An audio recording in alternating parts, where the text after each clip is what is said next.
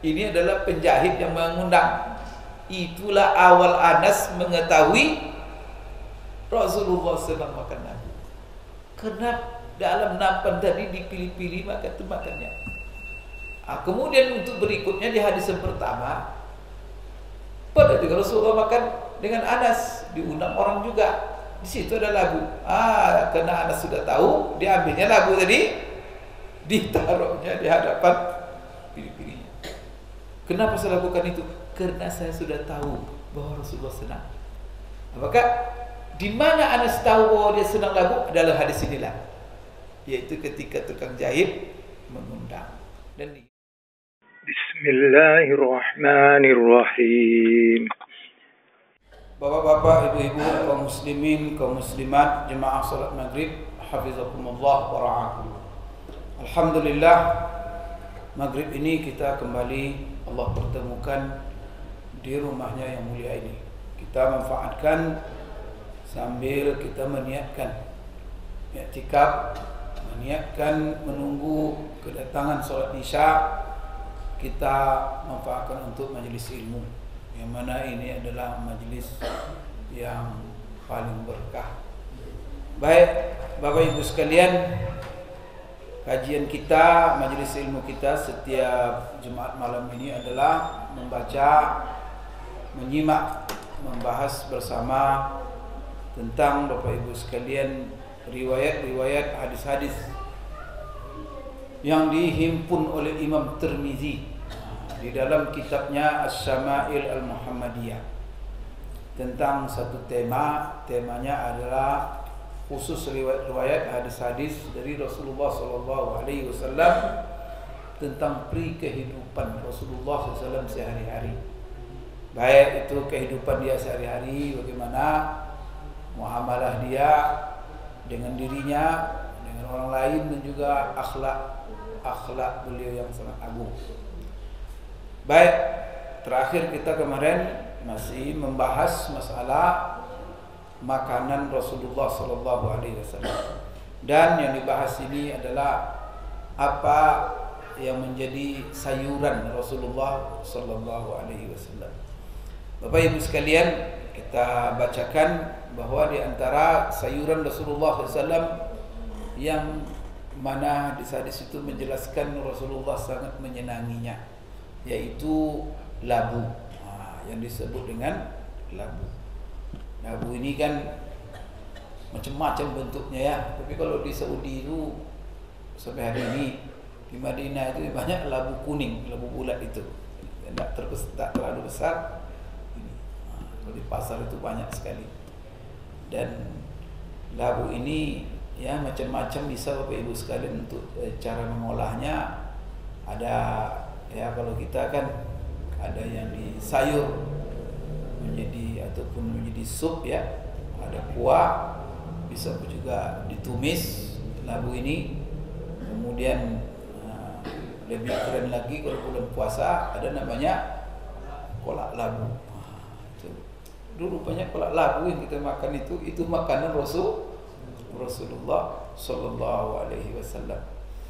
Kemudian juga bisa juga labu itu campuran gulai ya, buat gulai kambing campur labu atau gulai kari. Kemudian dari sini tidak ada saya lihat. Di tempat lain ada lagi bakwan dari labu. Sini nggak ada bakwan labu ya. Atau perkedel labu. Dia macam-macam, diolah dia itu sebagai olahan-olahan gurih itu ya. Kemudian bisa juga bubur, bisa juga ada kue bolu dari labu. Bisa juga itu bolu kue dari labu, bagus juga itu. Jadi kalau beli bolu, tanya bolu dari labu, supaya kita dapat sunnahnya Rasulullah SAW. Kemudian ada lagi ya biasanya juga puding ya, puding labu, macam-macam lah Bapak Ibu sekalian.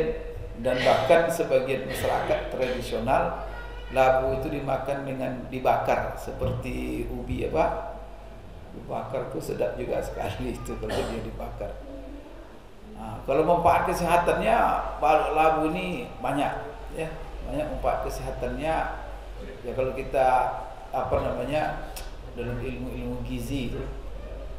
Jadi banyak yang disebutkan tentang labu ini manfaat kesehatannya.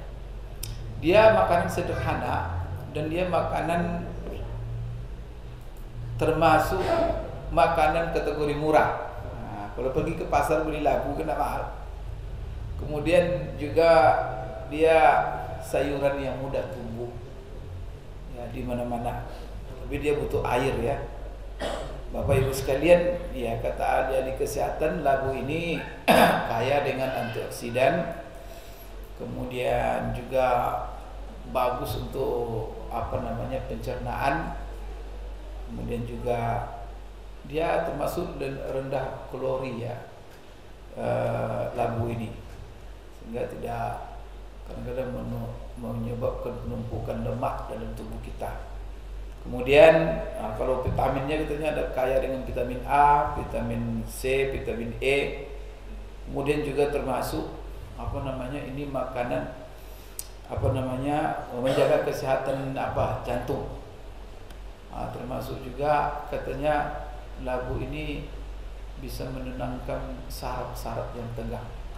Kalau kita capek kadang-kadang stres, kadang-kadang salah satu makanan yang bisa membantu ya untuk apa namanya menenangkan saraf itu adalah makanan labu. Dan juga banyak sekali faktor kesehatan yang disebut oleh ya tentu yang ahli di bidangnya apa manfaat daripada makanan labu. Nah sekarang apa hadis-hadis tentang makanan labu ini dari Rasulullah SAW? Pertama sekali adalah hadis Anas bin Malik.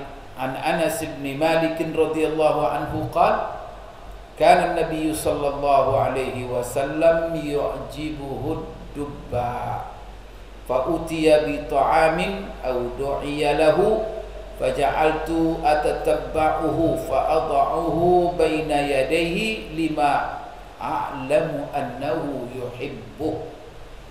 Itu hadis ini diriwayatkan oleh Anas. Kita sudah bicara selalu sebentar Anas. Kenapa Anas? Karena beliau adalah sahabat yang selalu dengan Rasulullah SAW. Dia adalah sahabat. Jadi Bapak Ibu, siapa di antara sahabat yang dikenal sebagai khadim Rasulullah SAW? Maka jawabannya yang pertama Anas bin Malik. Masya Allah, berkala hidup Anas ini ya sempat menjadi khadim Rasulullah SAW. Itu bukan setahun 2 tahun, puluhan tahun dia menjadi khadim Rasulullah. Tukang ambil air wudhu Rasulullah, tukang menuangkan air wudhu Rasulullah, tukang bawa sandal Rasulullah, mengawal Rasulullah Sallallahu Alaihi Wasallam. Dia sering makan dengan Rasulullah, makan duduk Rasulullah, makan. Dan Rasulullah tidak seperti sekarang, kalau ada bupati atau gubernur, ajudan jauh, kemudian dia makan sendiri, makan enak, tidak ada. Rasulullah itu tak ada membeda-bedakan. Subhanallah. Nanti ada hadis bagaimana Rasulullah SAW, Masya Allah, siapapun yang mengundang Rasulullah untuk mengundang, baru orang yang rendahan dia datang, karena itu adalah memberikan penghormatan, kemuliaan kepada orang yang mengundang. Baik, Anas bin Malik menceritakan, qala kana Nabi sallallahu alaihi wasallam yu'jibuhu dubba. Apa kata Anas? Ini menunjukkan kana ini menunjukkan salah satunya kebiasaan, ya. Itu biasanya terus-menerus atau kebanyakan. Maka Nabi sallallahu alaihi wasallam, kata Anas, itu sangat menyukai. Yu'jibuhu itu menyukai, mengagumi, menyenangi. Maka Rasulullah SAW itu adalah orang yang sangat menyukai labu. Yu'jibuhu dubba. Maka bahasa Arab dubba itu apa? Labu bahasa Arabnya dubba. Kalau dalam Al-Quran Bapak Ibu sekalian, labu itu bahasa Arabnya yaqtin. Dan itu ada dalam Al-Quran, yaitu surah Saffat ayat 146. Di situ Allah mengatakan, wa ambatna alaihi syajaratam min yaqtin. Jadi kalau Bapak ditanya apa saja pohon yang disebut di dalam Al-Quran, kan banyak kan. Di antaranya kan yang sering diulang-ulang adalah anggur, korma, ya kan. Kemudian zaitun dan yang lain-lainnya. Dan ya tanaman secara umum seperti dalam Al-Quran Allah mengatakan, Masya Allah, wa huwa alladhi maddal arda wa ja'ala fiha rawasiya wa anhara wa min kulli samarat ja'ala fiha zawjayn ithnain yughshi al-layla an-nahar inna fi dhalika laayatin liqaumin yatafakkarun wa fil ardi qita'un mutajawirat wa jannatun min a'nabin wa zar'un min nakhilin sinwanun wa ghairu sinwan yusqa bima'in wahid wa nufaddilu ba'daha 'ala ba'din fil ukul inna fi dzalika laayatin liqaumin ya'qilun. Itu dalam surah Ar-Ra'd ya. Allah mengatakan di situ, Allah lah yang telah menjadikan bumi itu terhampar untuk kamu. Kemudian Allah jadikan di atas bumi itu gunung-gunung sebagai pasaknya. Kemudian di atas bumi itu Allah alirkan sungai-sungai. Dari kesuburan tanah di bumi itu, maka Allah tumbuhkan berbagai macam buah-buahan. Dan buah-buahan itu, apa kata Allah di situ? Ja'ala fiha zawjaini. Allah jadikan buah-buahan tanaman itu berpasang-pasangan. Jadi tanaman-tanaman itu berpasangan itu. Subhanallah, bagaimana ya Allah menciptakan itu semua. Kemudian yughshil laila nahar. Allah pergantikan siang dan malam. Berarti kenapa ada siang dan malam?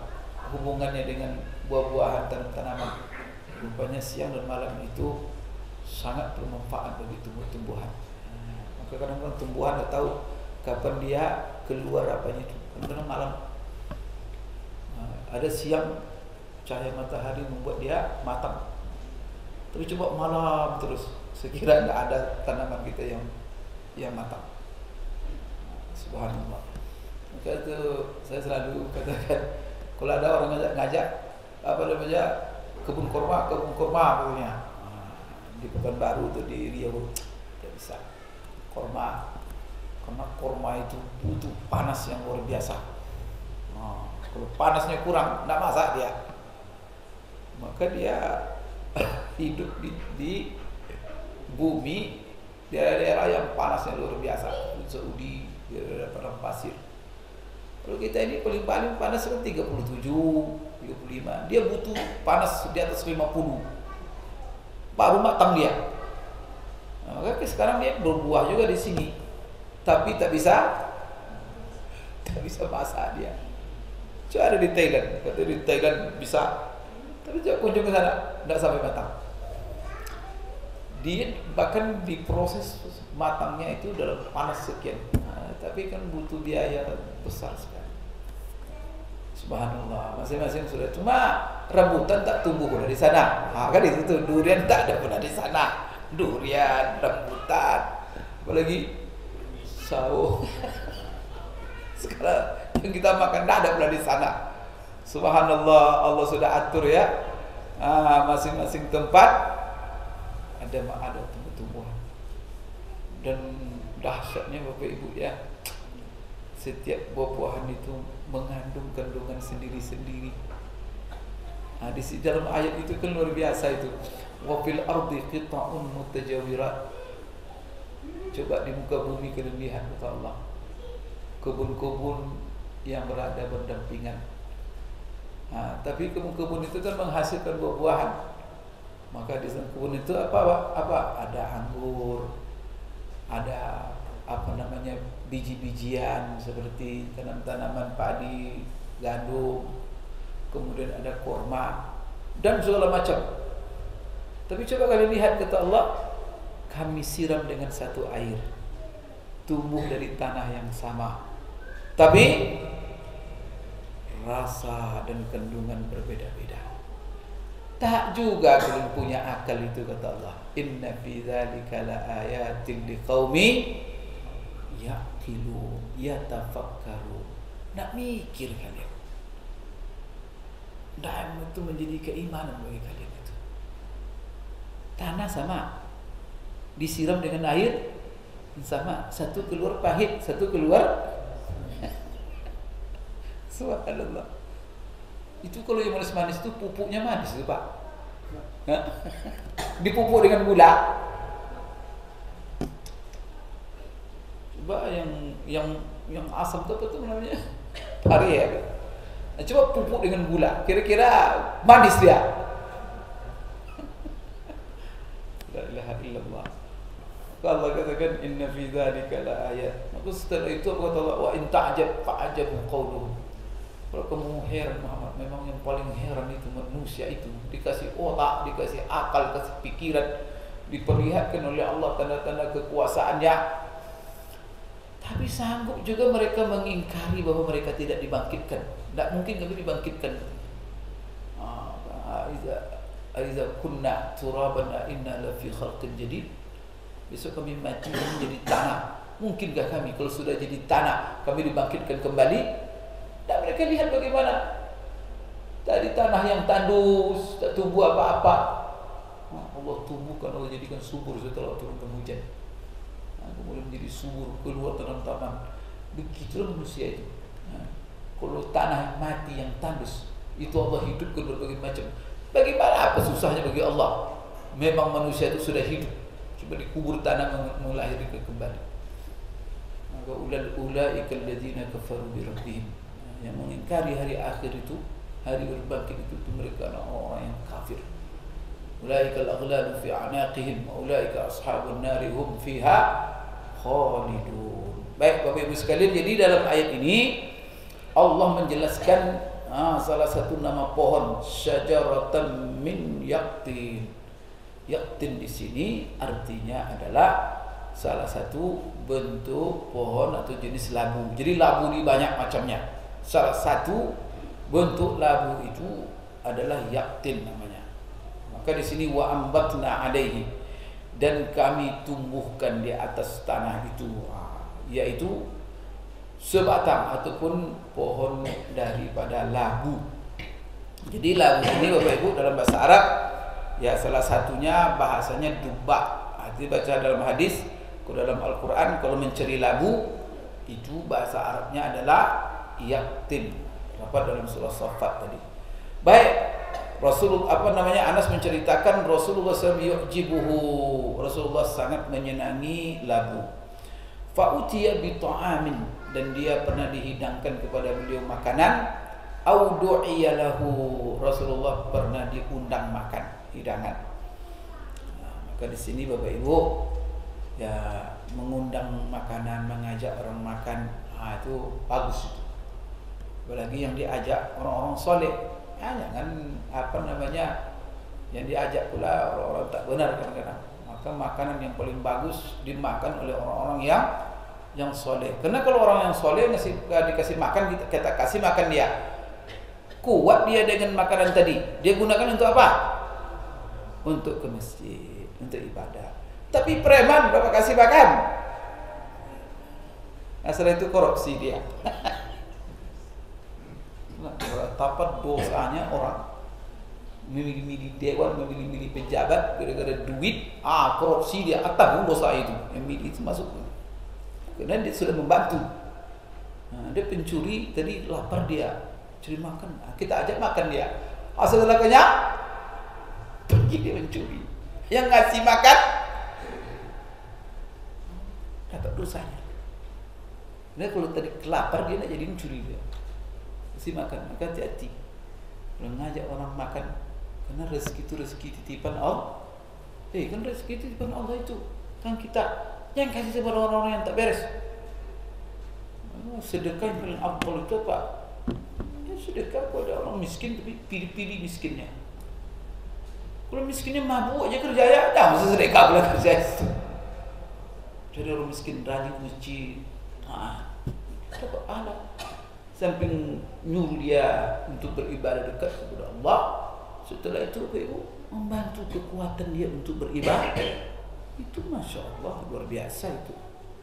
Nah coba sahabat ini, kata Anas, dia diundang. Yang diundangnya siapa? Rasulullah Sallallahu Alaihi Wasallam. Allahu Akbar. Audu ayalahu, faja'altu atatabba'uhu.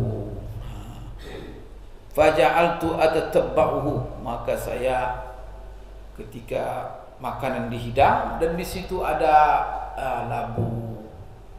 Jadi makan itu kuah, di situ ada labu. Lalu fa'atatabba'u, saya pilih-pilih labu tadi. Jadi kan mencer-mencer labu itu kan kadang-kadang kan tidak labu semuanya.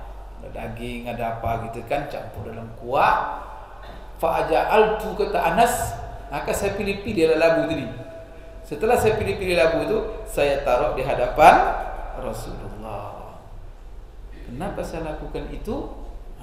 Kata Anas, lima a'lamu, karena saya tahu sekali annahu yuhibbuhu, bahwa Rasulullah sangat menyukai labu. Dan ini Bapak Ibu terbayang di mana Anas kok bisa milih-milih itu. Berarti dia makan di satu nampan bersama. Berarti kan satu nampan besar. Jadi nanti satu nampan, kamu ke Anas tahu, taruhlah labu depan Rasulullah terus, pilihnya terus. Ini juga menunjukkan tidak ada masalah ya. Kalau kita makan di nampan, ada orang yang itu makan di piring-piring kecil itu tidak sunnah itu. Karena Rasulullah tak pernah makan seperti itu.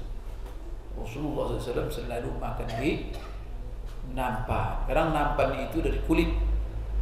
Kan kita sudah bahas dari kulit, dan itu dulu di situ 2, 3 atau 4 sampai 5 orang. Makanlah bersama-sama. Kemudian Rasulullah SAW, Anas apa yang dilakukannya? Dilakukannya dipilih taruh kepada Rasulullah. Berarti ini juga sunnah Bapak Ibu sekalian ya. Tidak ada masalah kalau kita makan di nampan bersama-sama. Kemudian ada kita lihat orang yang soleh atau orang yang kita cintai, nanti makan itu macam-macam dalam itu kan kita lihat dia suka, kita ambilin taruh depan dia. Kalau Bapak pergi ke Arab, saya kan lama di sana. Jadi kalau orang Arab itu senang sama kita, dan kita bertamu kadang dijamu. Saya sering di rumah beberapa dosen, terus jamu kita. Dia sudah senang sama kita, makan nampan. Nampan. Nanti jangan risih, karena itu kebiasaan mereka dan itu adalah sunnah. Nanti daging kambing mereka makan kambing. Ini dia potong-potong daging itu nanti lalu taruh depan kita. Taruh depan kita. Jangan risih itu. Itu kebiasaan, tradisi kepada orang-orang yang disenangi. Akan ada sebagian tradisi kan ada kan.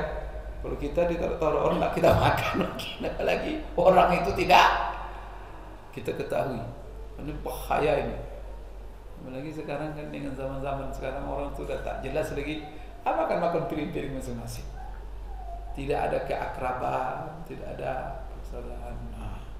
Cuman kata ulama, itu kita boleh kita ambil makanan itu kita taruh depan orang, dibeli ya. Dengan catatan kita mengenalnya. Itu pula itu. Yang sembarang pula kita tidak ada kalau itu tak taruh nanti tidak jadi dia pergi aja. Tidak makan, ini orang tak sopan. Ini orang yang kita kenal dan sudah terbangun ya semacam jalinan hubungan. Artinya apa? Ketika kita taruh makanan ke depan dia, ketika kita makan bersama, kita pastikan dia senang. Itu tuh catatan, yang sembarang pula. Nanti orang tak kenal tuh kita makan pergi orang. Kenapa aku buat seperti itu? Saya tidak bisa makan saya. Sunnah. Kalau orang tak tahu sunnah, apalagi sekarang ini. Yang wajib banyak orang tak tahu, apalagi yang sunnah-sunnah seperti itu. Jadi ini Bapak Ibu sekalian, apa yang dilakukan Anas kepada Rasulullah SAW. Maka di sini Rasulullah tak melarang. Kan ini, jadi ada sunnah yang namanya sunnah takririyah, artinya ketetapan. Rasulullah tak nyuruh, coba kamu pilih-pilih untuk saya labu, kan tidak ada Rasulullah suruh. Nah, kemudian Bapak Ibu sekalian, cuma Anas punya apa saja pikiran saja, karena dia tahu Rasulullah senang, dia makan. Rasulullah makan dengan sedapnya, dan Rasulullah tidak melarang. Jangan kau lakukan, karena kalau dilarang Rasulullah tegur. Nah, karena dalam satu hidangan Rasulullah melihat ada orang makan di sini. Nah, ini kan 5 orang, kan sudah ada itu masing-masing di depannya sudah ada makanan. Kadang-kadang sudah ada lauknya. Tapi ada orang diambilnya lauk yang di depan orang. Ya bilang nyebrang dia.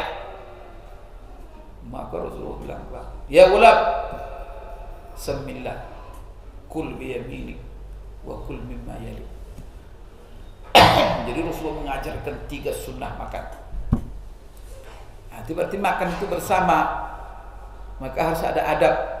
Pertama sekali kata Rasulullah, ya ulam, semillah, baca bismillah, itu adab makan. Yang kedua, wa kul biyaminik, makan dengan tangan kanan. Yang ketiga, wa kul mimma yalik, makan yang di depan kamu. Yang depan orang punya orang, jangan. Nah, sekarang kan terbalik nih, bahwa orang itu memilih makanan di depan dia untuk diberikan kepada orang. Kalau itu tidak ada masalah. Tapi kalau kita ambil yang punya orang, taruh depan kita, itu tidak sopan itu.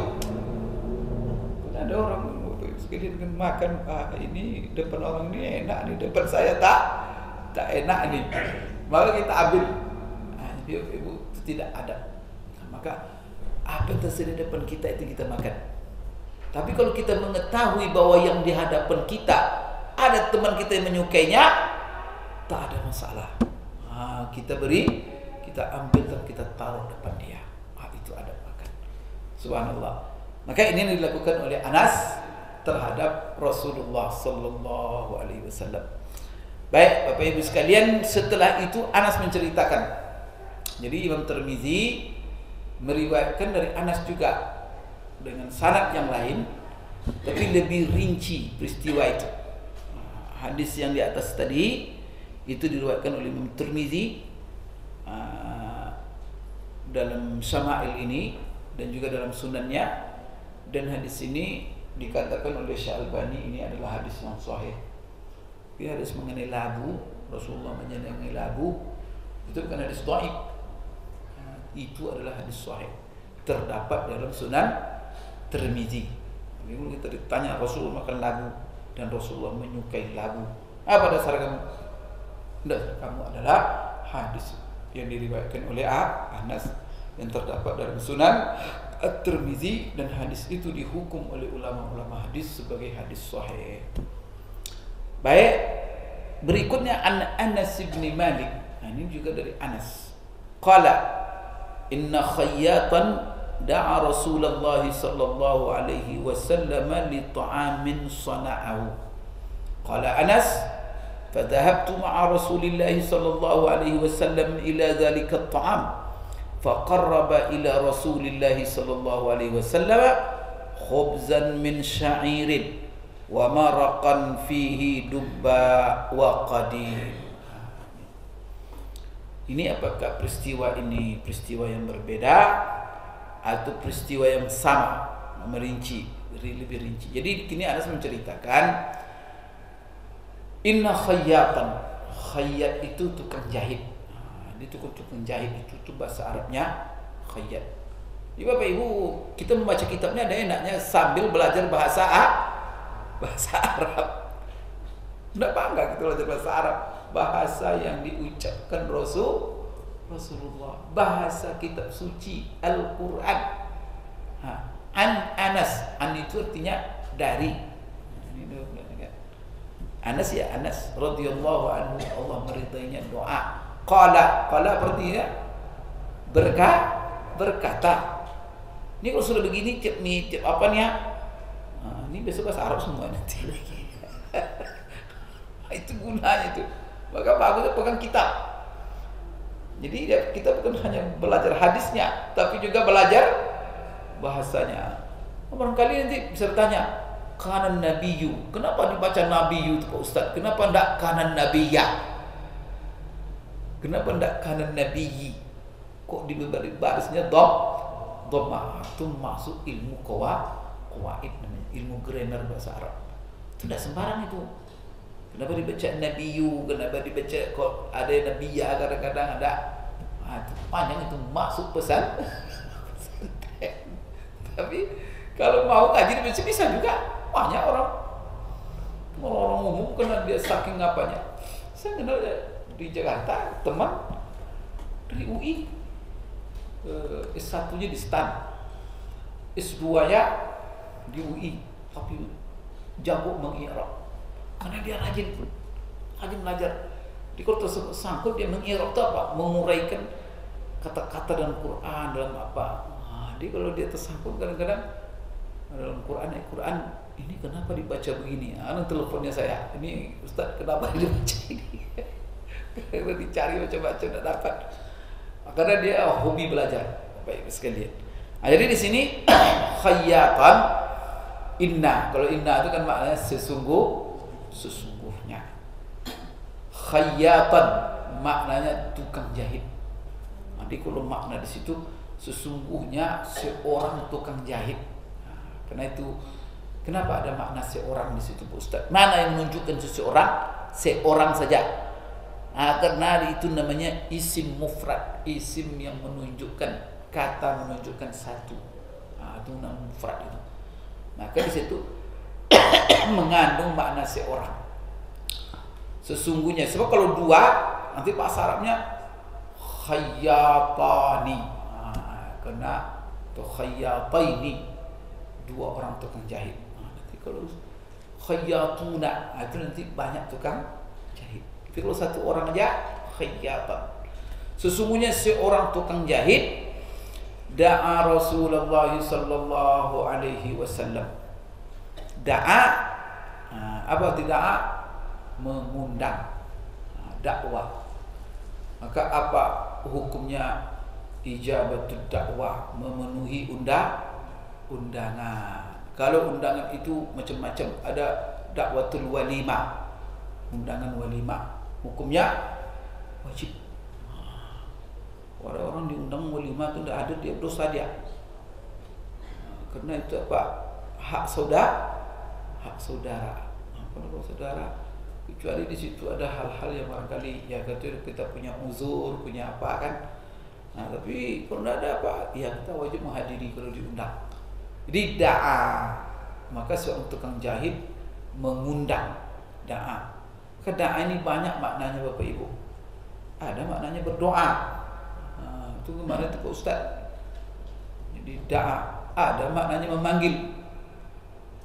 Da'ahu, dia panggil. Jadi bahasa Arab itu dia elastis. Karena satu kata punya banyak makna.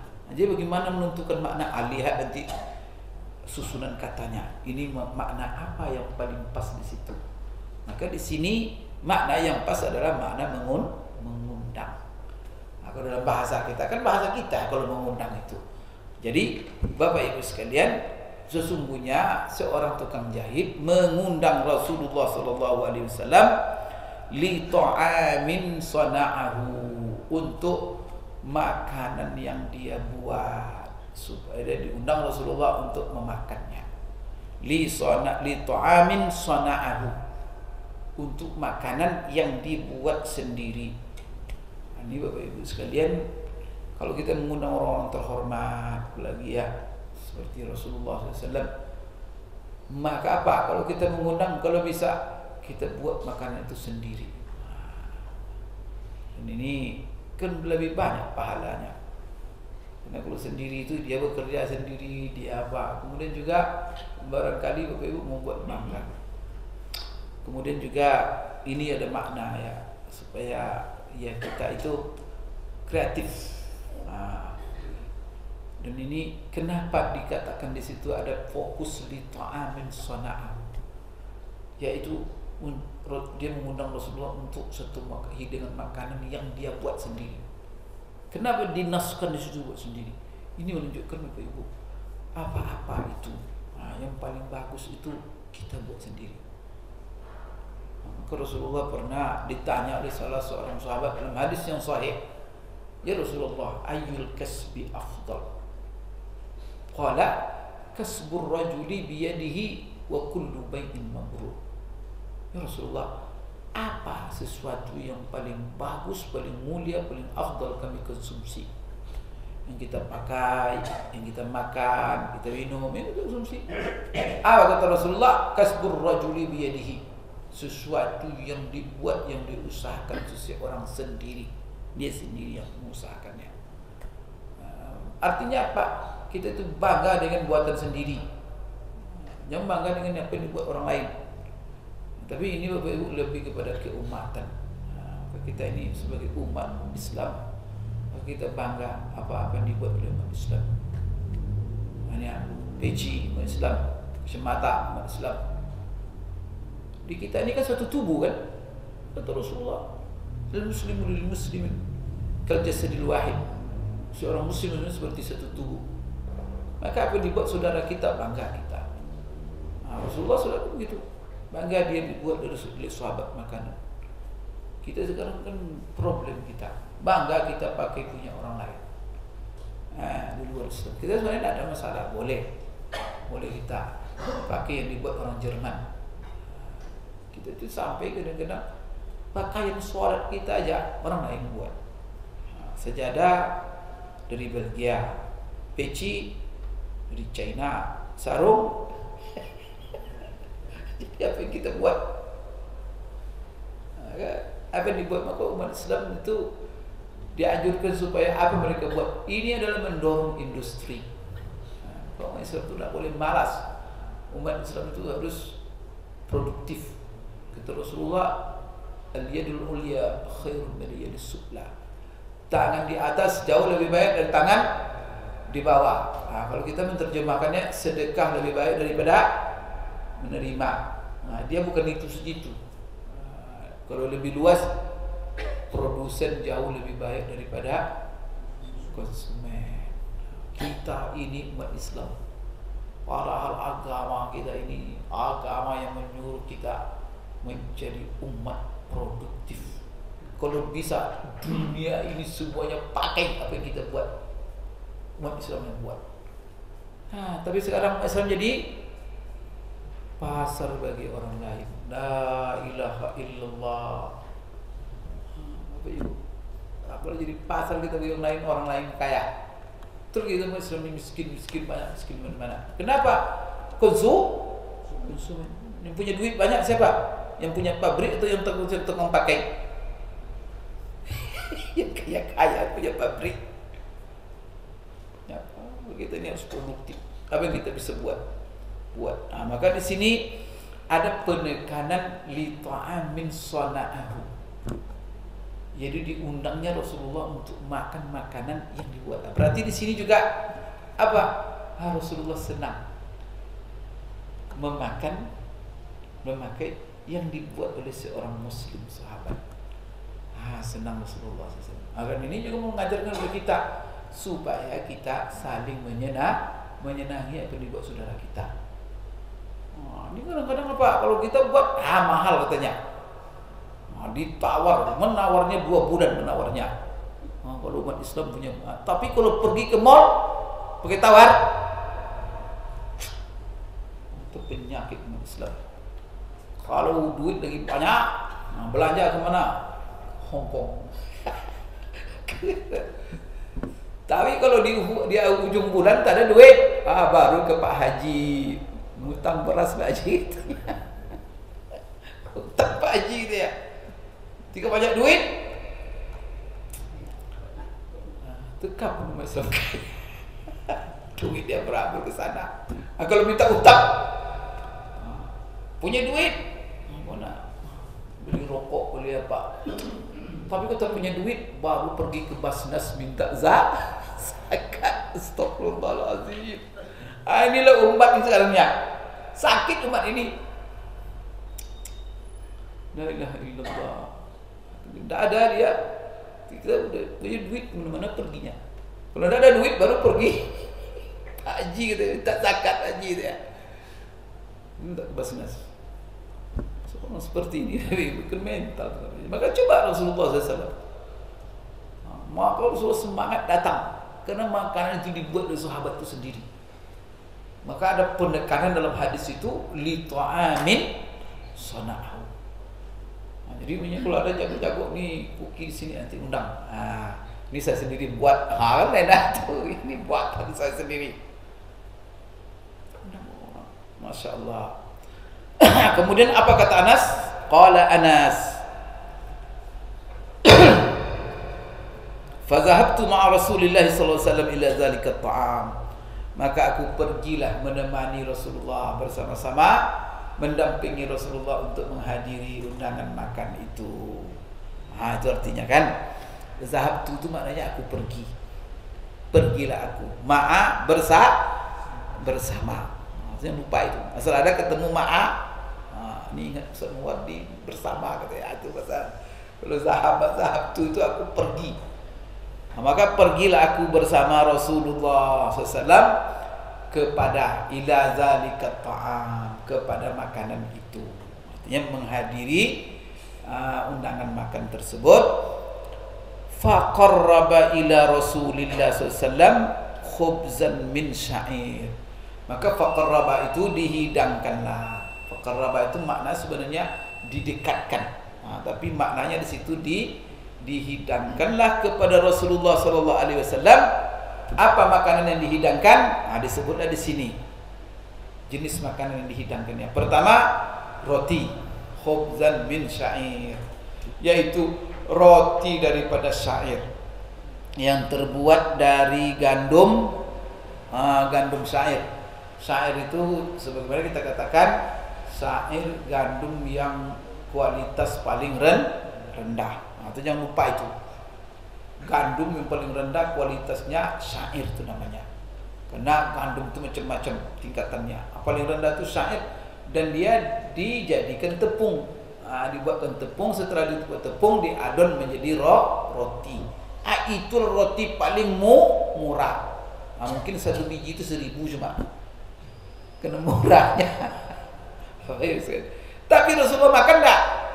Rasulullah menghormati, memuliakan. Karena khayyat ini termasuk profesi yang rendah, menghasilkan duit cuma dikit.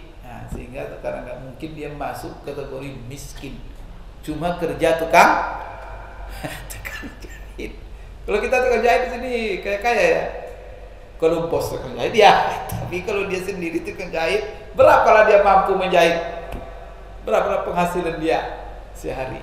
Karena satu pakaian ini 300.000, agar menjahitnya seminggu harus dapat 300.000, belum modalnya lagi. Jadi termasuklah kalau tingkat penghasilannya di bawah. Dan itu kelihatan daripada hidangannya. Apa yang dihidangnya? Pertama rotinya syair coba. Padahal itu Rasulullah SAW itu. Terusnya kan dimuliakan. Dan ini juga menunjukkan Bapak Ibu, kalau kita mengundang orang makan, usaha takalluf. Ini ada satu makna. Takalluf tahu? Jangan membebani. Kan ada orang kadang-kadang menjamu seseorang karena ini orang terhormat, dihidangkanlah makanan, duit tak ada. Akhirnya berutang sini, berutang sana. Tamu selesai tinggal hutang. Itu tak. Jadi ini pelajaran sebenarnya. Coba siapa yang paling berhak berutang kita untuk menjamunya? Tentu Rasulullah SAW. Tapi ini sahabat, nah, berarti dia tahu bagaimana sunnah Rasulullah SAW. Maka jangan takalluf. Takalluf itu tidak jangan membebani diri kita. Bapak Ibu sekalian, jadi dia cuma apa hidangan 3 isi hidangannya. Pertama, hidangannya itu ada roti syair. Yang kedua, maka apa? Wa maraqan fihi dubba. Sudah azan? Azan dulu. Mana masjid?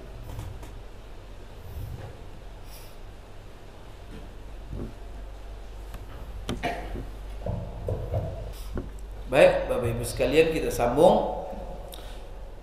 Jadi kata Anas, karena Rasulullah diundang oleh tukang jahit untuk jamuan makanan, maka Rasulullah didampingi oleh Anas. Nah, maka Anas menceritakan apa makanan yang dihidangkan oleh si penjahit tadi. 3. Pertama, roti dari syair. Yang kedua yaitu sayur. Yaitu sayur itu ada 2 dalamnya. Pertama ada kuah, nah, berarti kan sayur berkuah.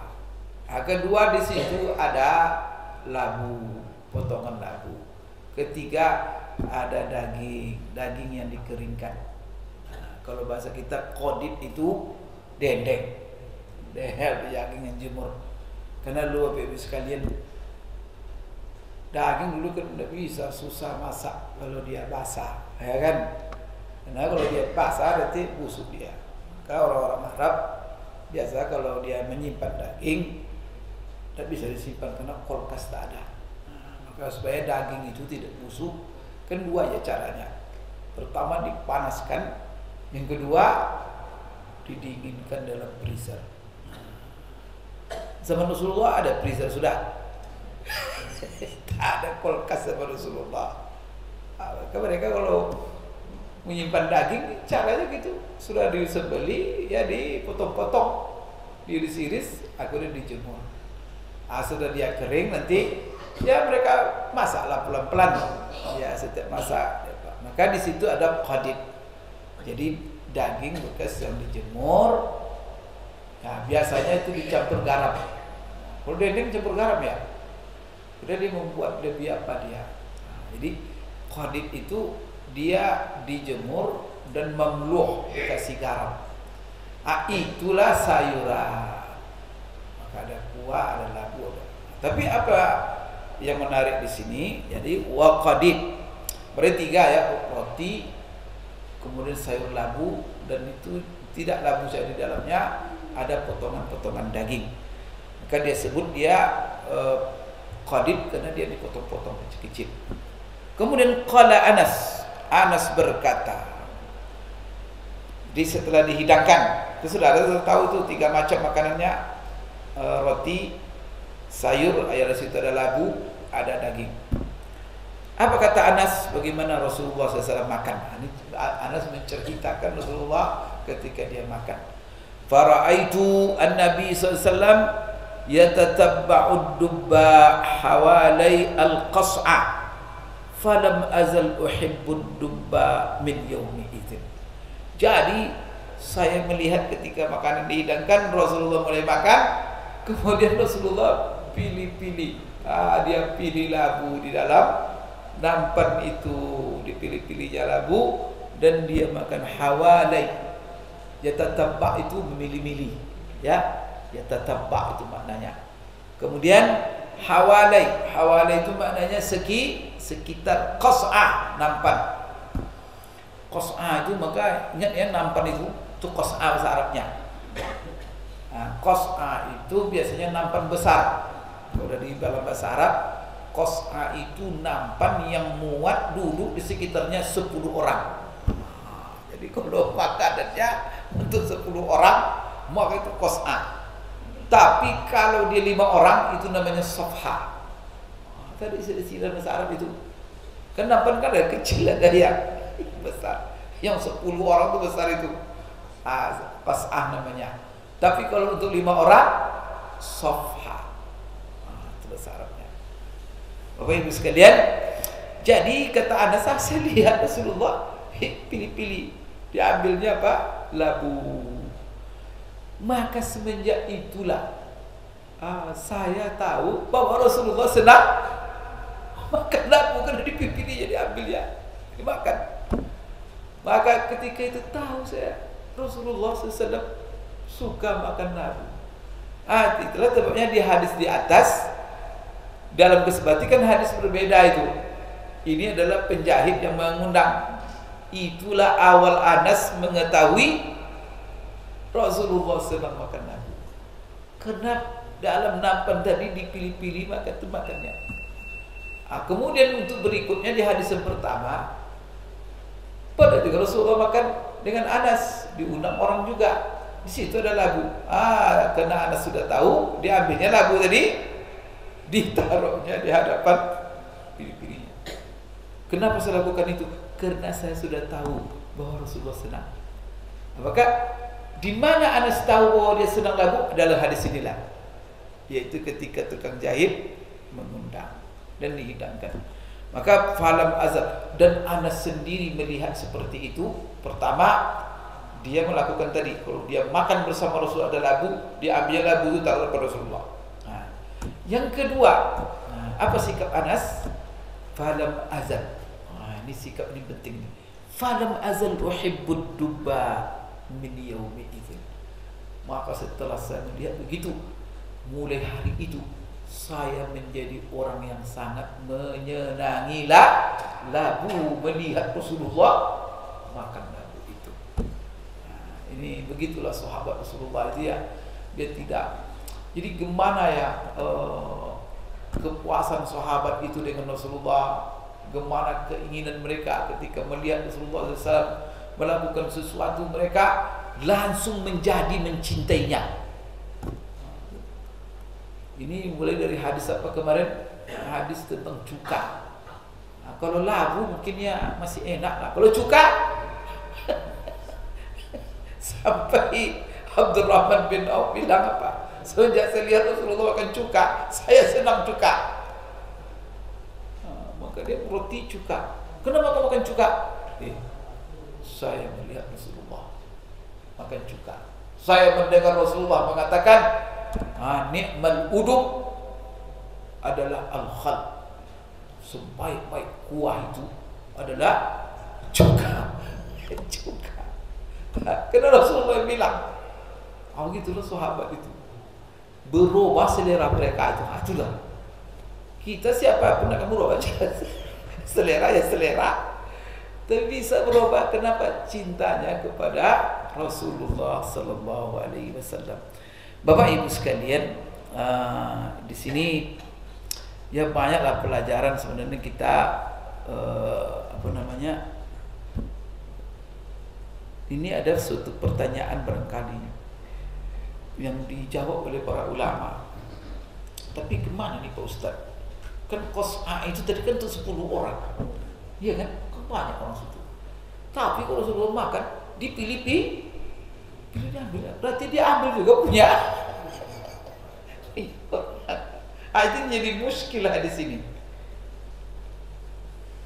Karena Rasulullah tadi kan bilang makan yang di hadapan, tapi dia sendiri makan. Karena dia senang, dia ambil-ambilnya labu itu taruh depan dia. Ini gimana ini cara? Apa kata ulama tentang ini? Namanya hadis ada muskil. Jadi ini itu diselesaikan oleh ulama. Ini banyak komentar para ulama di sini, Bapak Ibu sekalian. Insyaallah kita sambung pada Jumat yang akan datang. Sekarang kita salat Isya dulu. Aku lakukan hadza wa astaghfirullah li wa lakum. Subhanakallahumma rabbana wa bihamdik asyhadu an la ilaha illa anta astaghfiruka wa atubu ilaik. Assalamualaikum warahmatullahi